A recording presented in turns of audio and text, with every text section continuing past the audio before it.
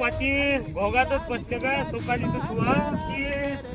अरे भोगात बसले का सोकाली बिकाली तुला नाही का सोकाली ठेवला ना बाबा त्या माझी 2-3 दिवस झाले त्याला गायब केला बायकोची तब्येत नाही बरोबर म्हणे या तो. पाणी हो आता तू गावातून आला तसं झालं ना इथं पाणी मी बोक्सार पाणी आणतो मी तुला आहे तर पाणी देतो बरोबर कर झाला. कोण पाहायला लागत असते अरे बाबा हे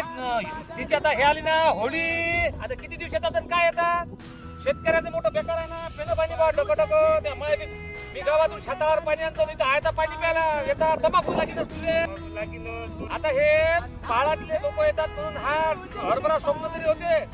कापूस येसणं तरी होते नाही तर गावातल्या लोकांना चंदन लावून दिलं असतं म्हटलं तसंच त्याला का भाव नाही कापसाचा भाव वाढला तोही कमी झाला पुन्हा विचारा शेतकऱ्याले कर्ज काढून समन्याला लावावं लागते आणि वक्तात आता हरभरा आला ना आता जर जास्त दिवस आले सोंगालेला लावले याचे घाटे पडतात आणि घाटे पडले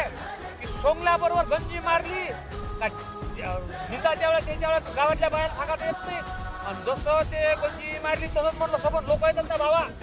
घाटेले आणि त्या गंजीले त्याला हे असा वाद आहे. शेतकऱ्याची मोठी कठीण गोष्ट आहे. एवढा चंबार चौकाच्या कायलेच पाहिजे ते सरकशी तर रस्ता नाही आहे आणि रस्त्यानं चाललं जा नाही गाडीत काळ्या कुचकतात का पाटील काय आणि वारात जर सोकारी आला नाही तर म्हणजे माझलंही पाटील म्हणूनच त्याच्या जमिनी गेल्या पाटल्याच्या पाट्या झाल्या म्हणजे न्याय नाही आहे जगात कसं राहतो आपलंच पाणी आपलाच तंबाखू आणि हिरवा हरभरा घेऊन गेला आणि थोडसा कोणते लेकरीसाठी उये भाजायला हरभरा पाहिजे काय न्याय होऊ शकतो म्हणजे सोकारी करूनही फायदा नाही गावाच्या भरसार राहिलं का नाही तर अर्ध पीक तेलच द्या लागते बरं झालं ते बिचारे पाळातले लोक आहेत शेतीचं कठीण काम झालं.